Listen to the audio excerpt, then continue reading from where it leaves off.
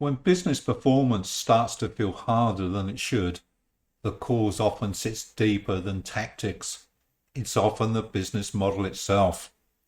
I'll share a perspective now on how business models shape results, and I'll also include a short clip or two from my Growthology program, so you can see how we actually explore this with leadership teams in practice. Now, many businesses focus heavily on strategy, sales activity, or execution, but if the underlying model isn't fully aligned with the market or how the business actually operates, progress can feel slower than expected. Sometimes margins come under pressure, sometimes growth plateaus, and sometimes complexity increases without a clear return.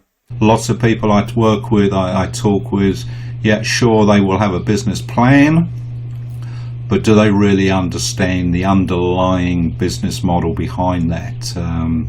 And do they recognize that with technology, with market changes, etc., their particular business model, assuming they have one and they understand it, it could well be dated, or it could be plain wrong.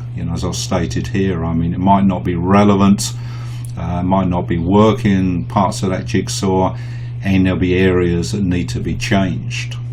And when leaders step back and review their business model, they often discover that small adjustments, they can have a disproportionate impact, because the model shapes how value is created, how it's delivered, and ultimately how it's captured.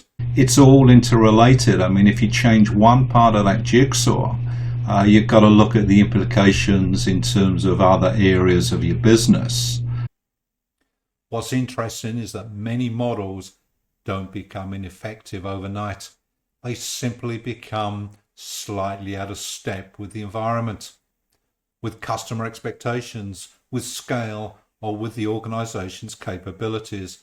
And over time, that misalignment compounds. So for example, you start changing, you start gearing up in terms of your capability across here, in terms of maybe on your shop floor, or in terms of adding staff, people to your team. That's clearly going to affect your cost structure, which will clearly affect your pricing, which will affect how many customers you're going to get, which affects your revenue. So everything is related, and that's why I start at the outset with these growth plans to say we need to do an overview, we need to look at what's going across this model, what's working well for you, and what needs to be sorted. So perhaps the question to consider now, is your business model still supporting the performance you want, or is it quietly working against you? Because when the model is aligned, strategy and execution become far more effective.